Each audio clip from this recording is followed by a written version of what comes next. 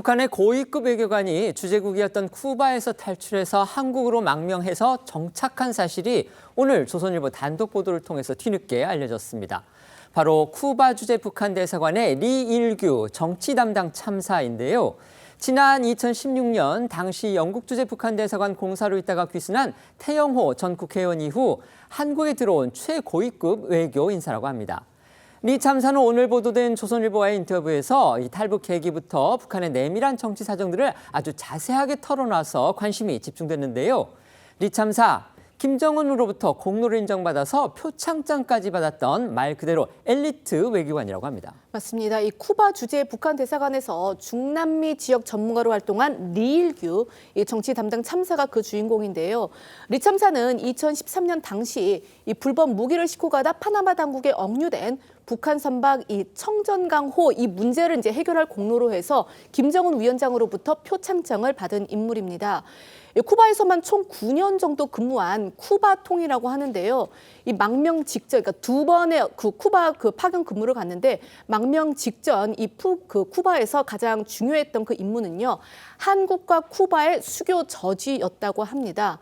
먼저 이 리 참사가 김정은 표창을 받았던 청천강호 이 사건 당시에 미국 측 브리핑 들어보시겠습니다. The Panamanians suspected because it might be smuggling narcotics. This ship, this is called the MV Chonggang, has a history of involvement in drug smuggling. 리 참사는 지난해 11월 초에 이 아내와 자녀를 데리고 쿠바를 떠나서 한국으로 망명해 정착한 상태인데요. 이 쿠바 탈출 시점은 지난 2월. 이 한국과 쿠바의 국교 정상화가 이뤄지기 3개월 전으로 한창 두 나라가 수교를 앞두고 물밑에서 소통하던 때이기도 합니다. 이렇게 불과 10여 년 전에 김정은 위원장에게서 표창장을 받을 정도로 어떻게 보면 충성심이 강했던 그런 인물이라고 볼 수가 있겠죠. 그런데 어떻게 귀순을 결심하게 된 건지 그 배경이 궁금합니다. 네, 리 참사는 조선일보와의 인터뷰에서 밝혔는데요. 한국 망명의 결정적인 계기는 상급 간부의 뇌물 요구와 지난해 신경 손상증을 알아 멕시코에서 치료받게 해달라는 자신의 요청을 북한 당국이 묵살한 것이었다고 말했습니다.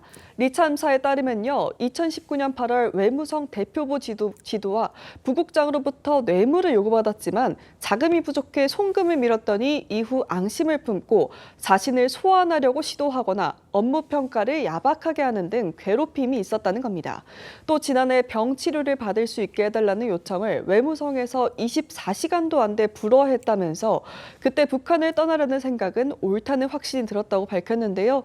리 참사는 김정은 표창장을 거실에 걸어두셨던 부모님이나 장인, 장모님이 다 돌아가신 점도 결심에 일조했다고 전했습니다. 리 참사는 기본적으로 노력에 대한 불평등한 평가 때문에 좌절감과 분노가 있었다고도 털어놨습니다. 다른 외무성 인사들에 비해서 성분이 좋지 않아서 성실하게 노력을 해왔지만 어려움이 좀 많았던 걸로 보입니다. 리 참사는 어려운 생활 때문에 이 북한 주민들이 한국 국민들보다 더 통일을 바라고 있다 이렇게 말했는데요. 관련해 리 참사 얘기 들어보겠습니다. 북한 주민들 같은 경우에는 이제 통일에 대해서 한국 국민들보다 더 통일을 갈망하고 열망하거든요. 그 단순합니다. 왜? 너무 못 사니까. 간부든 그가 일반 백성이든 다 자식을 가진 부모거든요. 내 자식의 미래에 대해서 걱정 안 하는 사람이 어디 있습니까? 나온 삶이 답은 통일밖에 없다. 이거는 누구나 다 공유하고 있는 생각이거든요. 한국 대기업들이 들어와서 투자를 하고 공장을 세우고 일자리를 창출하고 하면 최소 내가 거기에 들어가서 뭐 당장 무슨 부자처럼 살진 못해도 최소한 지금처럼 고지처럼 살진 않을 거 아니에요. 최근 몇 년간 귀국을 앞둔 해외 근무 엘리트들이 탈북한 사례들이 잇따르면서 이 북한 당국의 감시 그리고 통제가 더 삼엄해진 것으로 알려졌습니다.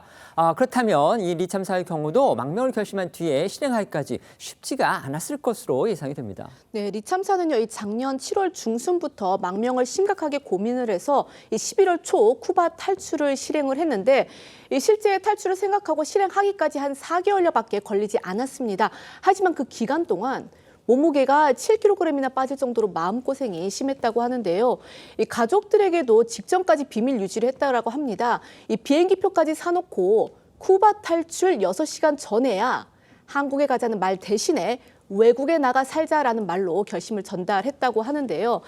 다만 리 참사는 이 구체적인 쿠바 탈출 과정에 대해서는 밝히지 않았습니다. 자신의 뒤를 이어서 탈출하려는 그런 사람들에게 피해가 될 수 있다 이렇게 우려하는 모습이었는데요. 관련해서 오늘 언론 브리핑에 나선 이 통일부 역시 리 참사의 이 귀순과 관련해서는 좀 극도로 말을 아끼는 모습이었습니다.